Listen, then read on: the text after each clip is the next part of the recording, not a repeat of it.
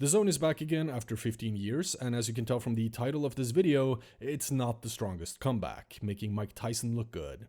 The only thing the game really improves or evolves compared to the first Stalker games is the graphics and the open world. If you exclude these two and the story, of course, Stalker 2 is closer to a remake in some sense than it is a sequel. And in some aspects, it's even straight up worse than the previous Stalker games.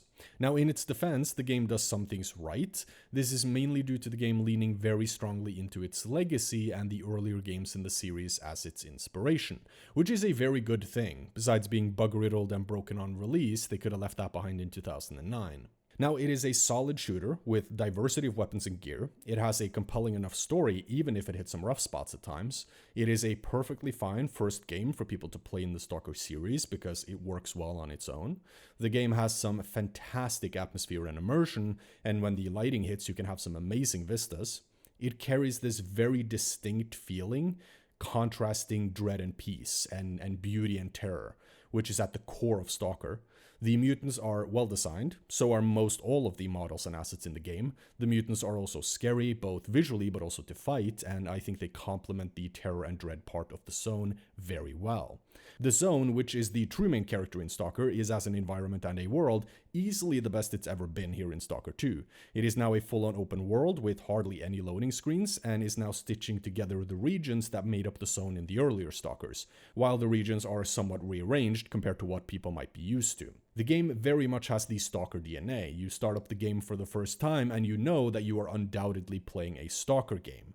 And it does all of this stuff right, but a game is more than its graphics and world. Nice graphics and a beautiful world is just part of making a good game, and I would argue, as I'm sure many of you would agree with, that it's not even that important.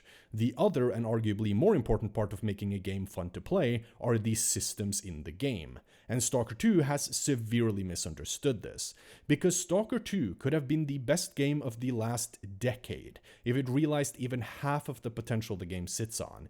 Instead, the game is just a sometimes good but mostly okay game, dressed up in first glance nice graphics and a fantastic atmosphere. After now having fully completed the story and put in over 100 hours, I honestly cannot give this game more than a 5 out of 10.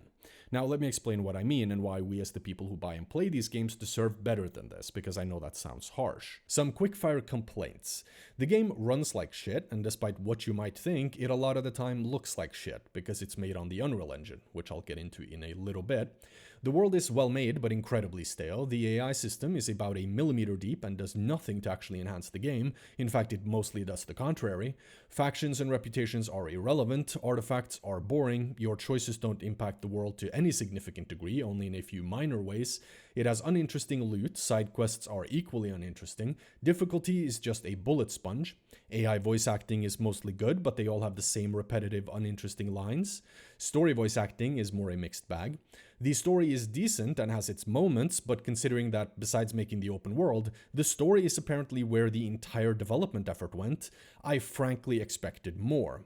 The game has a systems deficiency, which crosses over into a critical systems deficiency after hour 20. I do also want to make one thing very clear, because I know people will undoubtedly try and excuse the development of this game with it.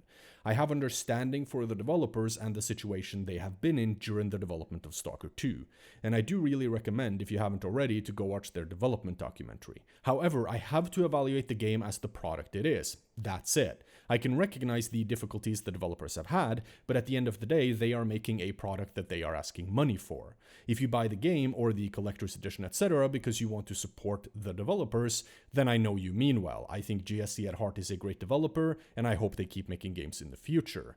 But developers and publishers should not be getting away with making and publishing underdeveloped games. Stalker 2, in my opinion, does not fully justify its price tag. Stalker 2 is a good example of exactly how much the bar has been lowered in modern gaming, when something like this has generally been received as a great game, a 8 out of 10. I want what some of those so-called critics are smoking, because that seems like a fucking blissful world to live in. I think players today are so starved for anything original, and since there hasn't been a new Stalker in 15 years, it has appealed to a lot of people despite its major flaws, which is understandable as it has a well-developed and interesting world for players to delve into. And the game does have a fantastic foundation, except for performance. Unfortunately, it just doesn't put anything solid on top of that foundation. The game has two main problems. One, the game is overall very unfinished, buggy, and performance issue riddled. Two, the game is severely lacking in interesting and fleshed out gameplay systems, which is by far the biggest one and a lot harder to fix. Because Stalker 2 could have been the best game of the last decade, if it realized even half the potential the game sits on. Instead, the game is just a sometimes good but mostly okay game, dressed up in first impression nice graphics and a fantastic atmosphere. It also falls into the common trap of modern game releases. It doesn't really do anything new, and Stalker 2 could have done so much new. Now, I'm not talking about fundamentally changing Stalker and what a Stalker game is and should be, no one wants that. I'm talking about making Stalker 2 live up to the 2 in its name, especially considering it has had 15 years of fermentation time and games industry tech evolution to do so. With its massive potential in such a rich setting, the Zone, with artifacts, factions, mutants, anomalies, the game could have revolutionized what an open world game is 3 times over. There is no excuse in my mind for why the game hasn't even fucking tried to. Now, The Witcher 3 looked fantastic and improved on the graphics from the previous Witchers. It also went from the compartmentalized world of 1 and 2 to this huge alive open world in 3. Arguably one of the best game worlds ever in one of the best sequels and games ever, period. It also improved massively on other aspects of the game and its gameplay. The Witcher 3 released in 2015. Stalker 2 in 2024. The Witcher 3 and other games were doing this and plenty more 10 fucking years ago now. To see this little progress, and in some aspects just straight up regression, in what games can do in 9 years is just fucking disappointing. I shouldn't compare these games too closely as they are unique and different and should be treated as such, but there are some very fair comparisons to make here. Instead, Stalker 2 plays it too safe. It hardly contains interesting gameplay systems, and the interesting ones it does have, like artifacts and factions, are severely undercooked. Gameplay obviously wasn't the focus here, it was the visuals and the presentation, because the gameplay has some shaky footing. The combat in the game is generally decent fun, but the gameplay gets repetitive, as the story is not good enough to carry the game on its own, and the gameplay cycle elsewise just mainly consists of getting new weapons, gear, and artifacts, but the dopamine hit from finding something new just cannot sustain it for very long, unfortunately. This is then made really disappointing by the game having less new stalkers, mutants, quests, weapons, and gear to discover the longer you play. It started wearing really thin for me around 30-40 hours into my 100 hours, as at that point you've pretty much seen all the weapons, mutants, and gear there is to see. There is just this absence of new stuff for almost the entire second part of the game, with this little death rattle of a few new things at the end. After that 30-40 hour point, wanting to see Pripyat again in its new form and partly just wanting to finish the game after investing so much already, the sunk cost fallacy basically, is what kept me playing, not the gameplay. The only consistent gameplay pull I really experienced was seeing what the rest of the Zone looks like, which is helped by me being a fan of the Stalker Zone, curious to see this new iteration of it. But leaning entirely on the Zone and the story for the latter half of the game, with the story keeping a B-movie level until the last few hours, is a fucking gamble with people's will to keep playing the game. But they seem to like gambling with people actually playing their game, as a lot of people were straight up not able to, due to game-breaking bugs, quest-breaking bugs, save file corrupts, and memory leaks, amongst other things. I know plenty of people who stopped playing the game early on because it was straight up unplayable for them, and I'm sure there are plenty more of those players. For its on the surface impressive graphics, the game leverages the Unreal Engine's strengths to have this huge focus on the atmosphere and the look of the Zone. However, the Unreal Engine is like a cake, made of shit, but covered with nice frosting. And you really take a huge bite and taste the shit when you see what this game looks like when you actually run it native without the band-aid of upscaling or TAA smudge. Either it looks like pixelated hell and what I imagine the world looks like to the average brain-fried meth addict, or it looks like a blurry mess thanks to TAA. Especially if there is any sort of movement involved, which, as you can probably guess, there is going to be in a fucking shooter game filled with mutants. Games looked, and I don't mean models or textures, I mean looked better 10 years ago. They were sharper, crisper, and as a result, they looked better overall. Because they didn't have any of this generative tech they could lean on, they needed to actually be well made. People have had to use mods, endless ini file tweaks, to make the game playable, or just not look like shit, to make the game's lighting and reflections actually look good and not disruptive to gameplay. Your players shouldn't have to tweak your game engine to make the game they paid money for run decent enough to play or look anywhere close to what it should. That is ridiculous. The performance overall has also been subpar, even for what to expect from a visually demanding, quote-unquote, good-looking game, making frame generation essentially mandatory on even very up-to-date systems. But still, it falls short in providing a playable frame rate, especially when the game gets any kind of demanding. The game's problem is the biggest with foliage like trees and grass, presumably due to the amount of edges, but it's also noticeable on clothing or other objects in the world.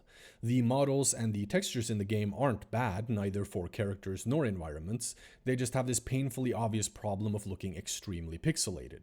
The game attempts to fix this with TAA or upscaling, but this just results in the textures and models being blurred to hide this.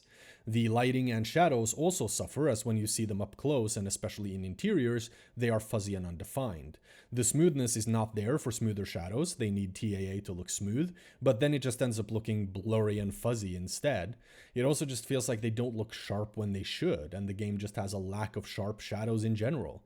Again, especially in interiors. The lighting and shadows in the outdoor environments usually look a little bit better, but this is probably just because shit is further away. The game doesn't even manage to hide the flaws most of the time, as they are usually apparent even through the TAA blur and the upscaling in most cases, which also just ends up littering the game with visual artifacts. All this TAA to fix all these problems creates this smudged, hazy look. I swear it feels like you are getting fucking cataracts while playing the game. And suck my tit and call me Big Murray, because TAA introduces so much fucking ghosting, I'm half expecting Casper to show up. So trying to get rid of the pixelation is just going to get you ghosting instead. So if you notice any ghosting in this video, that's not me, it's the game. The only thing that seems to get mostly rid of the ghosting is using upscaling, but that comes with its own horde of problems. It seems slightly less blurry, but compensates with a whole truckload of shimmering and visual artifacts. Again, especially with the lighting. The game also has a really hard time with LODs and loading in models in the environment. It feels like you're playing red light, green light with a bunch of geriatric patients. Not just at range either, it even has this problem on LODs and textures that are well within the range of what should have been loaded in already. I don't understand where the acceptance for this comes from. Are people somehow just not fucking noticing this? Is it just me? Am I autistic?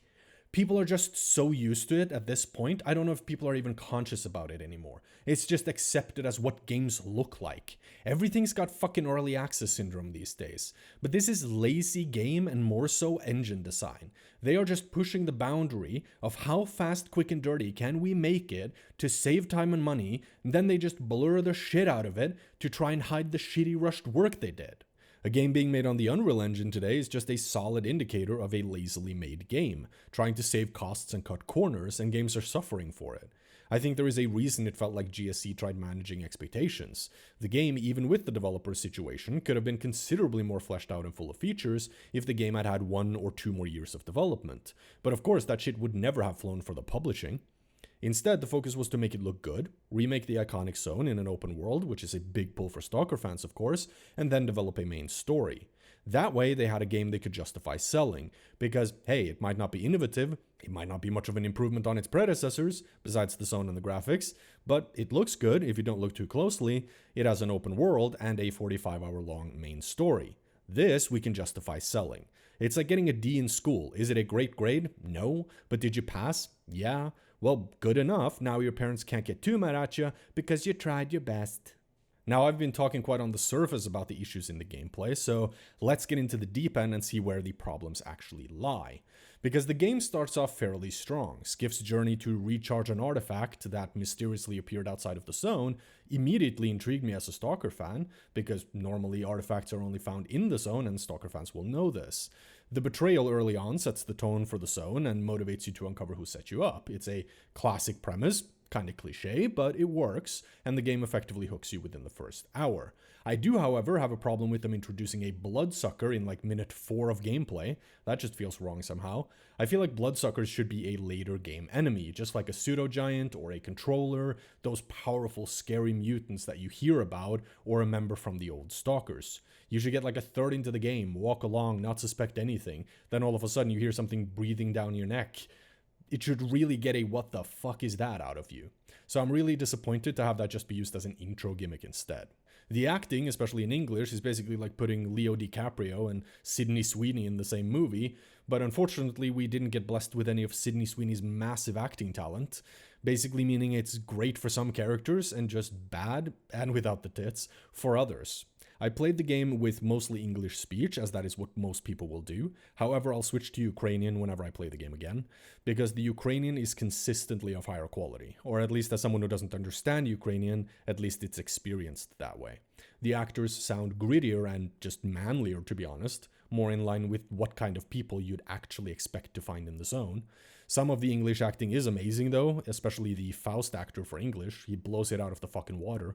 I was always excited to see that character and what he would say and do next. It's just such a shame he doesn't have more screen time. The writing gets very floaty sometimes, especially when there is discussion about the zone and the goals of the various factions and characters in the story. It seems to be intentionally trying to foster skepticism, which I can appreciate as it makes you think about the characters' intentions and if they are trying to fool you or not, which is very much in line with the game's themes. But with everyone keeping you at an arm's length all the time, it just makes it really hard to relate or feel aligned with any faction or character, because you just never really get included in their intentions. The ending, in at least the case of the ending that I got, is really good, and it's one of the highlights of the game for me, but I won't go into that and spoil anything.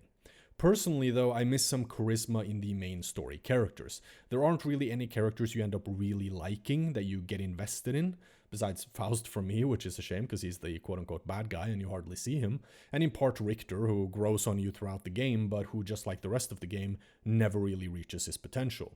I know it's a central theme to make you feel like people can't be trusted and that everyone is in it for their own goals, but that does not mean that you cannot make charismatic, likable characters that you'd care about.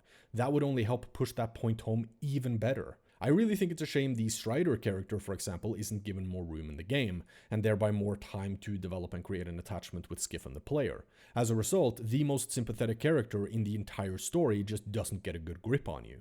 This shallow interplay between characters in the story means that the game just doesn't really have any weight to throw around for those big story moments. Betrayals or deaths just don't land emotionally because you don't truly connect with any one of the characters. Initially, your choice in the story only consists of two sides, and they aren't quite as morally grey as I'd like. There is one clearly good but sketchy side, and one clearly bad and corporate/militaristic side. The choice between them sets the main direction of the story for the first part of the game, basically. Later on, you do get more choices, but they're presented to you in this overly binary way. Option A or B, with icons even indicating which person or faction you are siding with, which just makes the decisions feel formulaic. I can appreciate having those kinds of choices now and then, but there is no elegance or build-up. It would have been way better having not so obvious choices, where actions have indirect and maybe sometimes unforeseen consequences on the story. That would have added a lot of missing depth and engagement. The story is also a little bit too long for its own good, but that is more of a gameplay issue, as the gameplay just cannot support the last 20-30 hours of the main story.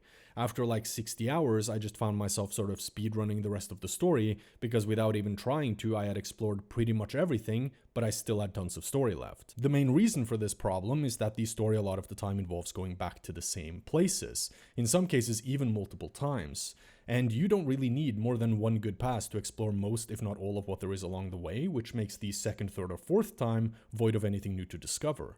I do get the feeling that the story is what they intended it to be, but because they couldn't finish the areas of the world that were initially intended for it, they instead just looped it back into the already made parts of the zone. Because there are these moments where it feels like there was more initially planned, but that it got retooled for the final release. One example is when you are to follow this Stalker into Lemansk, but since they likely saw that Lemansk wouldn't be finished in time, the quest ends up feeling like this short and weird rewrite, with you finding the guy at the edge of the Red Forest near the entrance to Lemansk, and then there's just a massive firefight, instead of this expedition into Lemansk to track this guy down and get the info you needed. It feels like something they rewrote out of the game because they couldn't implement it like it was planned, but maybe that's going a little bit too hard on the tinfoil. The side quests are very lackluster, often feeling straight up like an afterthought. There is one side quest I remember when you get set up, and in the process you save a guy, and together you plan an assassination on the guy who set you up. Unfortunately, you just run to him, bait him out, and shoot him, and the quest is done in like 8 minutes, taking advantage of exactly none of the potential it had for a very interesting and memorable side quest. What if the guy was high up in a faction? What if there was a planning and scheming part of that story? What if new information came to that all of a sudden made everything more complex? The quests don't make you relate, and they don't at all feel genuine, but this is a larger problem in the game as a whole, because nothing really comes across as very relatable or very human and genuine. The side quests are also something I suspect has just been thrown to the bench in favor of completing the world and the main story before the release of the game, at least as much as they could, as the world also feels like they barely finished enough to support the main story before the release. You get to the later zones in the game, and there is just nothing there besides the main story. I was wandering around Pripyat, and eventually I just got bored and went back to the main story. Oh, there's a few nostalgia spots and shit from the trailers. Okay, well, that was like 10-15 minutes of my Pripyat experience. Jupiter, you just walk straight through, on your way to Pripyat. I hardly saw any of it, because there is nothing that makes you stop or that grabs your attention. It's completely empty. A lot of this would have been solved by just having more settlements and stalkers in the zone, so at the very least you had to fight your way to where you were going. Ideally, you'd also have some side quests to do along the way. Instead, there is this lack of substantial side activities in the game, which in the later parts of the game becomes a complete lack. Remember, these are also supposed to be the most attractive places in the zone for stalkers, but there are none there, which is weird. I think the story tries to explain this by there being traveling restrictions on northern areas, but what a fucking cop-out if I've ever heard one. Like, how can we explain the place being empty for a full game release? Which also makes sense for how many other parts of the world that seem to be locked away for now and cut from the main game to rather be used in DLCs presumably, like Lemansk or the CNPP. It also doesn't quite make sense story-wise because stalkers aren't really known for following the fucking rules. I would still imagine that there's a lot of stalkers who would just sneak into the northern parts of the zone because, you know, that's where the money is. So that makes no sense to me. In terms of size, the world is very much big enough.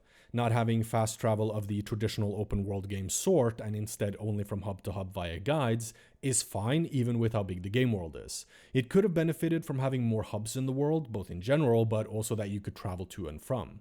But the system is sufficient for it not to end up feeling like a walking simulator, at least not for me.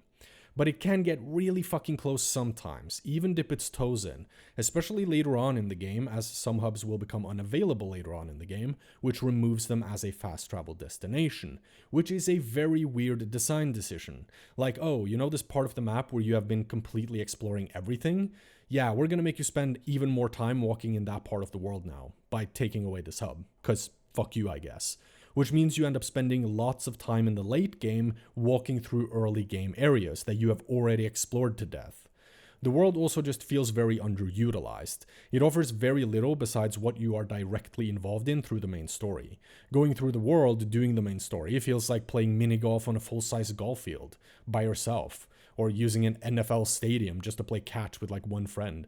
You know, it's hilariously underused. Your backyard would have been just fine. I know that that's part of the appeal and charm of the zone, that it's big and carries all this promise of exploration, but those are not mutually exclusive. A world can be big and open and still have shit for you to do and engage in. Early on, the emptiness feels intentional and can actually benefit the game as it leads to this bigger sense of anticipation and dread. I just wish that that anticipation was met by you organically stumbling upon things. Instead, the zone is just plain empty and the game tries to hide this by just plopping stuff into the world around you, so you feel like there is stuff going on.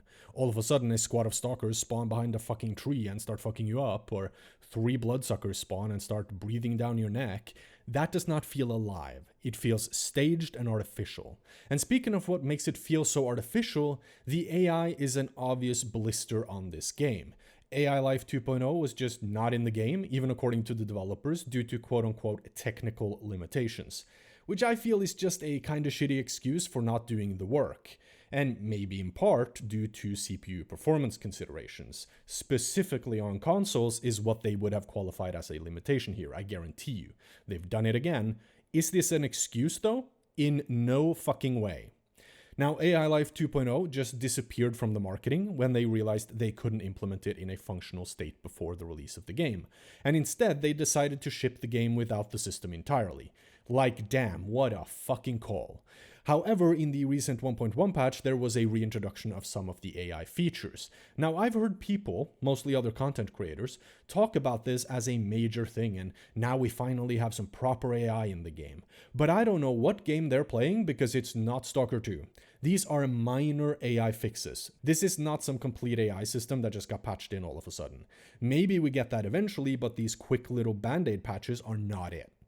Now, the credit goes to Soneslug here on YouTube for some of the gameplay I'm showing at this point in the video, as he did a better job of capturing the comparison between the AI from the old Stalkers to the AI in Stalker 2 than I would ever have done. So I'll link to his full video below. It's well worth the watch if you are interested. Now, the OG Stalker AI is 15 years old, and the AI was so immersive and fleshed out. It was alive, dynamic. This is the bare minimum of what the AI should have been like in Stalker 2, because they have literally done it before. There is no excuse for this. Oh, but it's a new engine. No excuse. Oh, but they didn't have the time to finish it. No excuse. There are no excuses for this lazy game development. There isn't. This is indefensible for a sequel made 15 years later. The game basically has a 100-meter circle around the player, roughly, that the AI is loaded into. When outside of that circle, they disappear and go into the quote-unquote offline state. The AI actually have persistence in the world now, which they didn't at launch, which is just nuts to not have in a game like this. So the AI travels in the offline mode now, which is an improvement thanks to this recent 1.1 patch. But these so-called events in the game just spawn on the edge of this 100-meter circle around the player, supposed to, I guess, give the illusion that you are coming up on a fight organically. This is a shitty system to begin with, but it would be slightly less shitty if it wasn't for the fact that this circle is just 100 meters and that is not nearly enough, especially in open areas of the world. Making a squad of enemies just pop out from behind a fucking rock or something, like a fucking clown car, or just coming straight up out of the ground. And if the fights that start are despawned for any reason, even after having this so-called persistence, then they will just disappear when they are supposed to be loaded back in. Or the fight will just be decided in the offline mode. This new patch also makes these staged fights happen even more often, and it feels like they try to fix the lack of AI activity by cranking the completely wrong lever and just overcompensating. It feels like they are shoving it in your face. Look, we have AI and the AI fights around the zone. Look, it's real. Look, just like we said it would. Look at it. Because now it's almost nauseatingly unimmersive, bordering on just fucking annoying. It also just goes off of the player as the catalyst. Stuff doesn't happen dynamically in the offline state of the AI. So there aren't any simulated events for the AI in the absence of player presence, which means player presence is necessary to trigger events. This means you never stumble upon the aftermath of a fight or in the middle of one or even a bit before. They always start at roughly the same distance and time away from you every single time. This is nowhere close to immersive, seamless, or believable. It is the complete opposite. The AI also does this same old trigger a voice line because you get near them. And while the AI voice acting is good, they get really repetitive though, as the however many voice actors were apparently given the exact same lines and jokes to tell. They also don't have any depth to the voice lines they have. It's all superfluous shit that I don't care about. There is some talk about mutants, but there's no discussion between the Stalkers about how to fight one, or where to find them, or where you should avoid them. There are no concrete rumors about areas or locations in the zone to incentivize me exploring. There's only these overly general myths and tales. There is no talk about anomalies and what they do. There is no actually informative or at any point interesting in the AI voice lines. They also just don't say anything that gives them personality or humanity, that makes you sympathize with them and their experience, or that makes them feel human as it scares you to hear about their experiences in the zone. Stay around friendly AI for more than 5 minutes, and it starts getting straight up cringy how often they repeat themselves or each other's lines. They also speak over each other constantly, so a lot of the time you can't even tell what one guy's trying to say, because two more are also trying to tell a fucking joke. It does sometimes work, and then it's mostly jokes, but they are near 90% terrible. They will also just start laughing by themselves out of nowhere like a maniac, even if someone hasn't told a joke, or what's way more common is that they start laughing before the joke is finished or way after the joke has been told.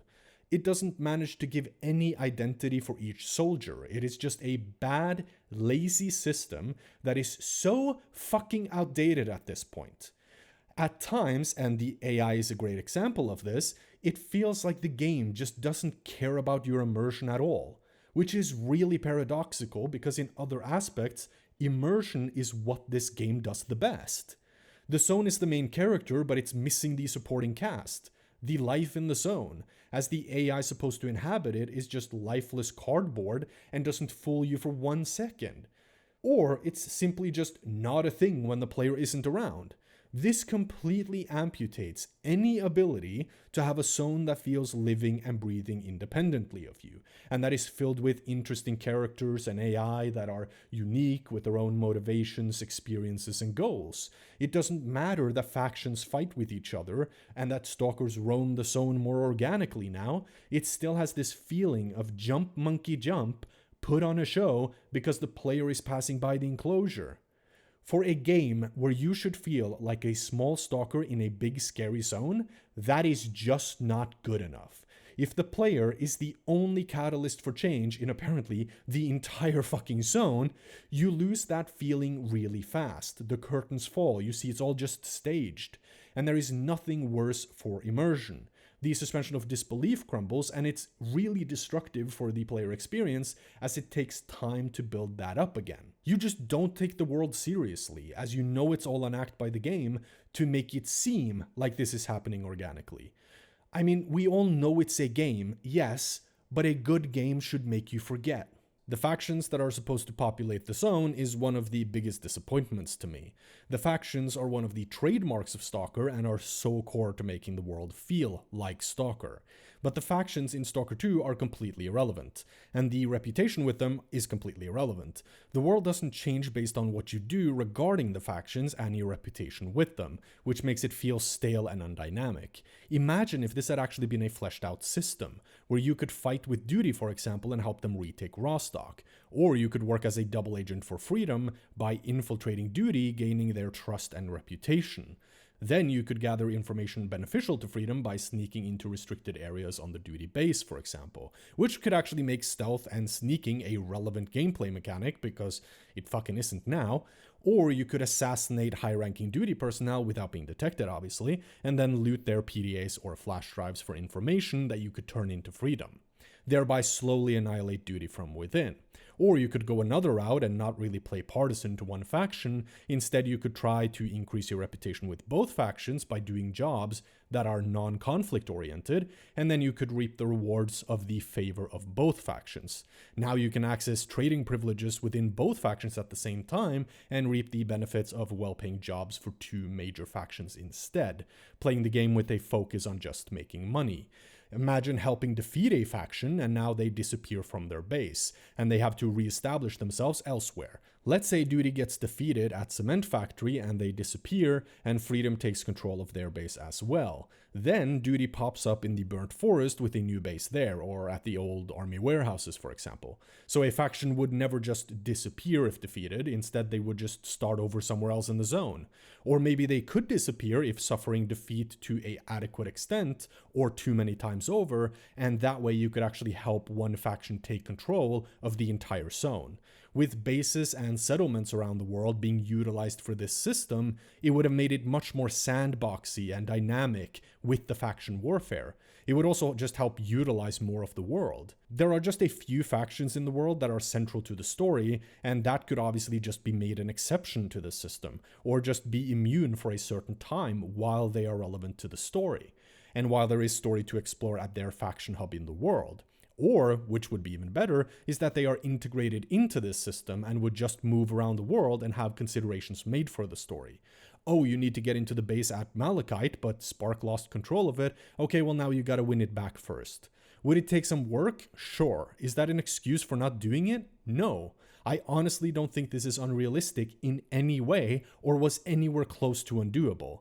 But what the game could have done with the factions to make them an integral part of the world, like they should be. They are so core to Stalker. This is obviously just a quick example off the top of my head, but these kinds of systems is the very least of what games like this should have coming out in 2024. The gunplay is very standard shooter, but it does feel, look, and sound great. The game's aiming does feel a little bit sluggish. It feels like there is this base level of input delay that just no amount of ini tweaks can get rid of. Trust me, I fucking tried. This is made even worse if using frame generation, which you are kind of forced to. The running looks and feels great. You're fast, you're nimble, which feels good and fun. The world is also so big that you need to be able to move efficiently around it. The animations are great. The lean animation is just weirdly stiff. Besides that, it's really good. The weapon animations for moving, shooting, etc., they're all fantastic. The animation team did some top-tier work. However, on its own, the gunplay is very one-dimensional. It doesn't really have any other interesting systems around it that are interplaying with it.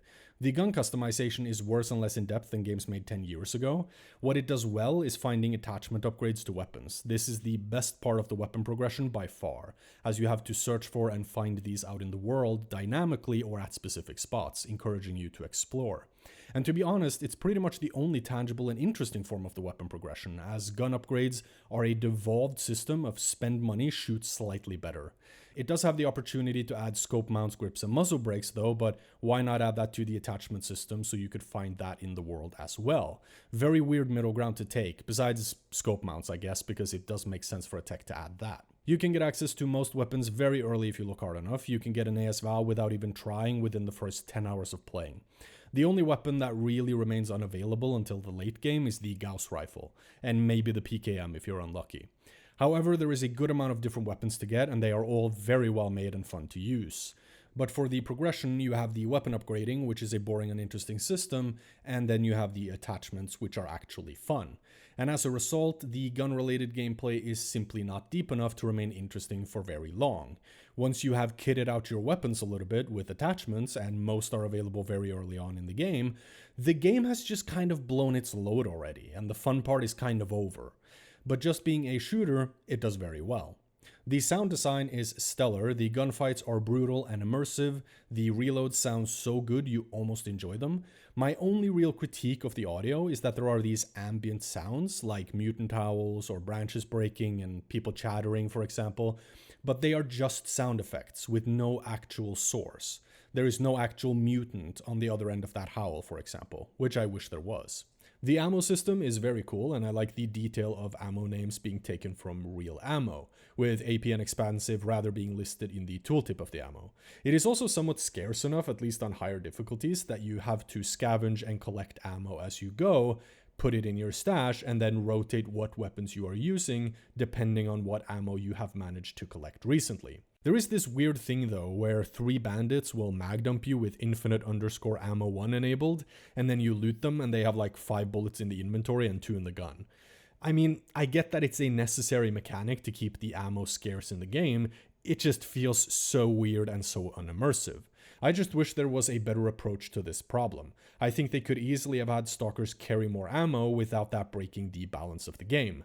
It makes sense that ammo is plentiful in the zone lore-wise, and so what if you can find a lot of ammo? You are restricted by carry weight anyways, to the point where you can't just pick up whatever you want of ammo either.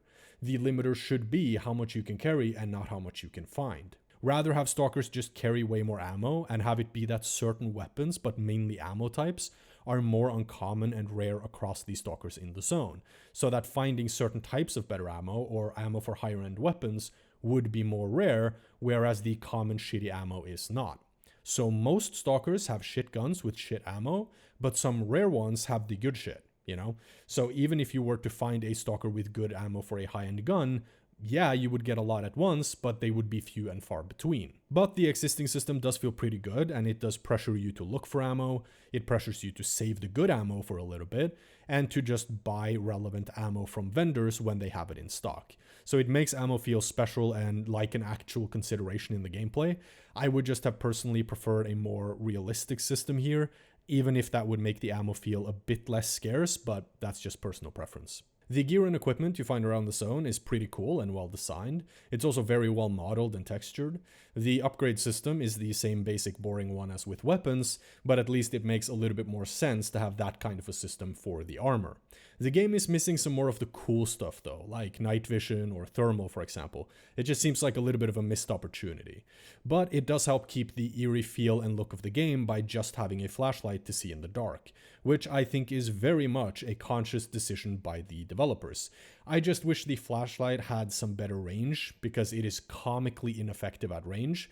Again, very obviously done to make the game feel more scary, but can at times just be more annoying than anything. Also, the distribution of gear, at least amongst the AI, is really weird, because after a certain point in the main story, like 90% of the stalkers you see will have exoskeletons. Which is just like, why? That's really weird, because that should be really rare to get a hold of. It's very high-end equipment. And the thing is that it's even stalkers in the early game zones that will just now, all of a sudden, have all this prime gear, including the exoskeletons. I mean, one thing is in Pripyat, but it doesn't really make a whole lot of sense that all of a sudden even Rookie Village is crawling with exoskeleton chads, not really making Rookie Village live up to its name. Very obviously just done to tune up the overall difficulty as the player progresses, but it's done in a very lazy way, and more than that, it's just unimmersive. And this is another great example of how the game just all of a sudden, despite being amazing at immersion in some ways, in others just completely doesn't give a shit and just does not care one bit for your immersion and the believability of the world as a whole. The artifacts are a really promising system in Stalker, and the artifact hunting of navigating anomalies using artifact detectors, and that all have their own strengths, to then find artifacts while staying alive preferably, is very fun and a really enjoyable part of the game. It does get somewhat too easy though after a while as you start figuring out the anomalies, because they have no real variation to them, and especially as you start getting better detectors and better protective gear, so you just don't take quite as much damage if you mess up. I wish anomalies weren't quite as predictable either and would keep you a bit more on your toes, even into the later parts of the game as well. Either by being bigger, more complex, having faster moving artifacts, or something similar to increase the difficulty the further into the zone you get. Unfortunately, the artifacts are given quite boring and generic effects. Even when legendary, they are just a more powerful version of a common artifact that you found 70 hours earlier. I also didn't find a single artifact that had an offensive benefit. They are all protective benefits. The closest I got was an artifact giving me more carry weights. Most of the beneficial effects just boil down to a flat resistance to something, which, damn, that just feels fucking lazy. These are supposed to be physics-defying objects worth lots of money and the reason stalkers are in the zone to begin with. But you don't get to experience that, you just take less damage from fire. The trade-offs are always just radiation as well, and the radiation effect should stay there, don't get me wrong, because that is also a gameplay mechanic that requires you to get better gear and then upgrade said gear to acquire enough radiation protection to equip and use artifacts. But that being the only negative, and also just really weirdly balanced, isn't very interesting, as when you get enough radiation protection, you simply stop taking radiation entirely, which essentially just removes the only negative effect from the artifact. This radiation effect could have also been made more interesting by simply making you take a certain amount of radiation that you cannot protect yourself against with gear every time the artifact gets used basically or activated, meaning every time its effect is triggered. So if an artifact gives physical protection, for example, when you get hit, you take a certain amount of radiation, very likely proportional to the amount of physical damage the artifact prevented. This would also make the vodka more relevant than it is as well. But it would have been more interesting if, as an example, the Gravi artifact that gives you more carry weight had a somewhat original trade-off, which could be, okay, you can carry X amounts more kilos, but you can only jump for half as far, something like that. Way more interesting right away and way more usable, but still with a trade-off. So the artifact would actually change and tweak how you approach the game and how you strategize by weighing the pros and the cons, instead of just a flat radiation tick, assuming you don't have the protection. Also, having some sort of encyclopedia for artifacts and some sort of bestiary for mutants might have been a really cool idea. That could include some information, maybe even after you gather it, or information for you to find in the world, or just buy off of scientists, for example. If the ecologists were back in, that would make more sense, but something like that I think would be a good help for new players, and maybe even players in general. It could help you figure out where to look for certain artifacts and help you track the ones you have already found. Anomaly fields should spawn dynamically, or semi-dynamically at least, around the zone. Instead, it's just the same fields in the same places on the map. And the anomalies in the game have a chance to replenish themselves with an artifact after an emission, if you've taken one from it already. And this makes gathering artifacts very routine and boring, because you basically just check the same anomaly fields when moving past every few in-game days, or after you know an emission has happened. So there is no real recurring sense of discovery and surprise for anomaly fields, which makes it a very static and predictable system. And if you know what type of anomalies you need for certain powerful artifacts, then this can be very easily abused. The artifact hunting missions are a very cool idea. They should just have paid more. The artifacts they want are somewhat rare though, which meant I only completed like 2 of those missions, I believe, in my entire playthrough. But I kinda like that, to be honest. It makes for replayability. It also makes it special when you do find one of those artifacts, and it introduces a dilemma of whether you want to sell it or not. Especially since the artifacts these guys want usually have somewhat good properties. Which makes a whole lot of sense, as they wouldn't be sending you out for the common trash artifacts that anyone can get their hand on. Again, I only saw a handful of these quests and only completed a couple of them, so maybe there were some quests for relatively common artifacts, but for the ones that I saw, there were only the higher end artifacts in demand. The economy system is mostly fine, it's just weirdly balanced, where armor and weapons are more expensive than they should be, which results in picking up and selling them being one of the best ways to make money. Which makes very little sense, as weapons, gear, and ammo are plentiful in the zone due to the amount of militaristic interest, which have flooded it with weapons, gear, and ammo. The artifacts are also way too cheap when they are what's supposed to be the most valuable thing in the zone, and what should actually be the main thing making you money. This also detracts from the incentive of searching for artifacts, as you just don't feel like you get paid enough for them. The durability is a cool idea, it's just very lazily implemented. It's just a chore-like money dump, especially as the durability falls way too quickly. There is also no other way of repairing or maintaining gear and weapons besides at a technician. It would have been nice to maybe have some kind of repair kits that you could find around the world, for example. This would alleviate that the durability falls too quickly compared to how often you return to a place where you can repair. It's also so expensive that you find yourself rotating through weapons, which isn't a bad thing, but it doesn't fit very well with the weapon upgrades being very, very expensive. This means that you can realistically only afford to keep upgrading a few weapons at a time, which are then obviously the weapons you want to actually be using. But you're not able to, as the durability cost forces more weapons into the rotation than you can afford to keep upgrading.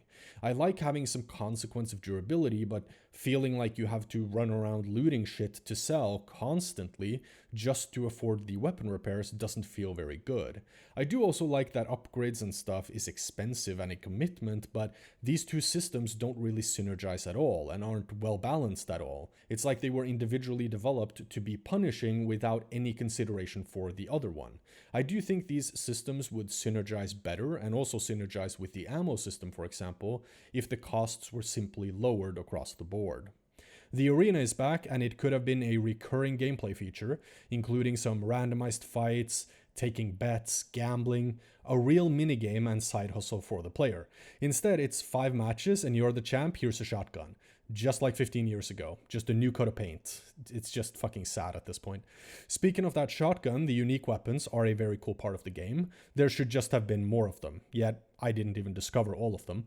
They are all very well made and feel good to find, even though there are some just laying on a table, while others require you to figure out that you need to blow up a bunker with a hand grenade. So there's a huge span in how easy they are to find, but they are a very cool part of the game. I just wish the weapon modding and customization in general would have been more in the direction of the uniques, but no. The survival system is kinda undercooked. You just eat food and drink vodka, which, hey, that doesn't sound like a half bad day. But the supplies are way too plentiful and not scarce enough for hunger and radiation to be scary, and something to ward against. The healing system isn't bad, bleeds are a good mechanic, however, that's about the only fun part. It's also mostly irrelevant as bleeds stop after a few seconds on their own, and also you are mostly just going to be spamming medkits to heal through fights anyways, and that does not feel very tactical, fun, or rewarding.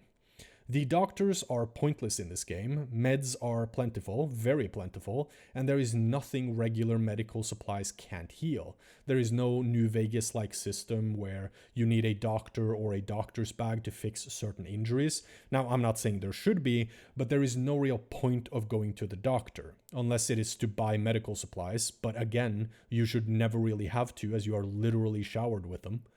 Now, one of the reasons you have so much meds, as well as other loot in general, is that the world is littered with stashes, which you are always made very aware of as your map will be full of markers. Now, finding these stashes and solving little puzzles to unlock the door or to get to the stash is very fun, and there's a lot of cool ideas there. However, the stash loot is rarely gratifying enough for the amount of time you spent solving how to get to it or finding it at times.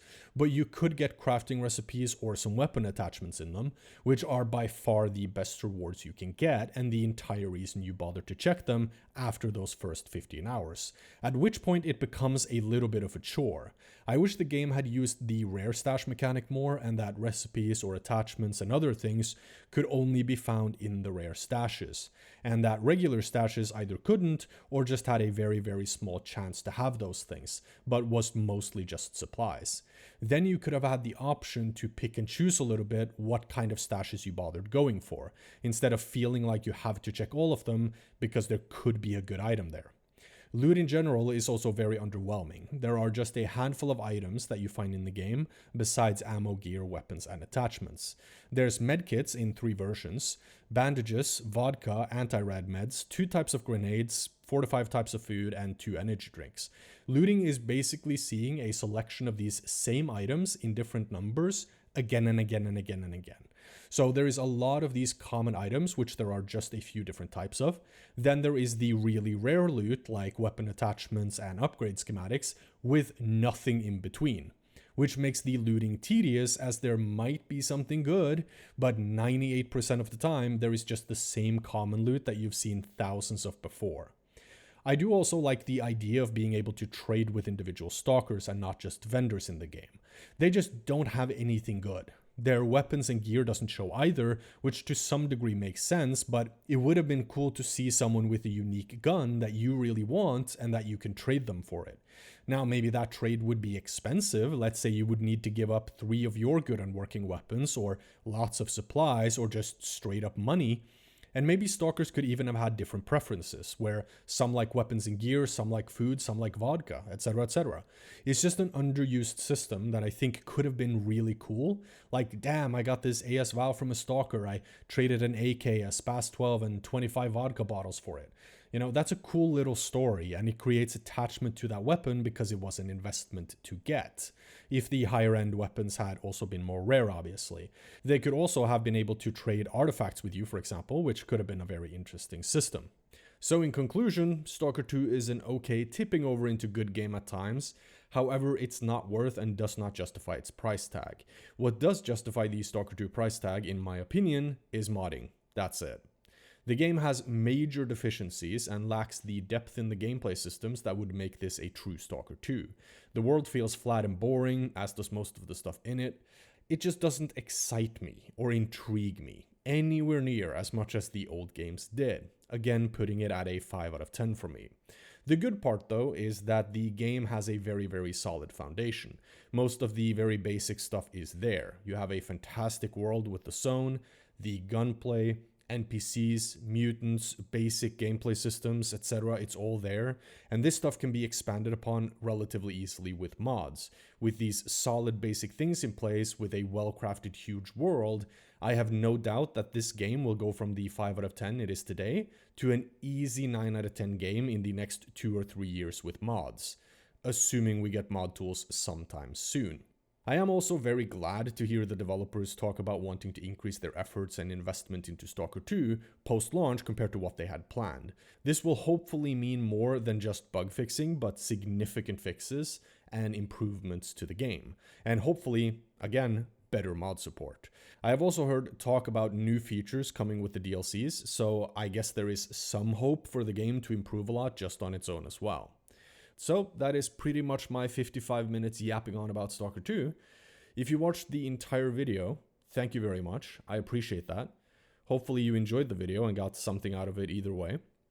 If you do disagree with me on something, that is also fine. Do leave me a comment though, because I am very curious to hear what you disagree with me about. But yeah, that's it for me, I think, for this video. Thank you guys for watching, and I will talk to you in the next one. Take care.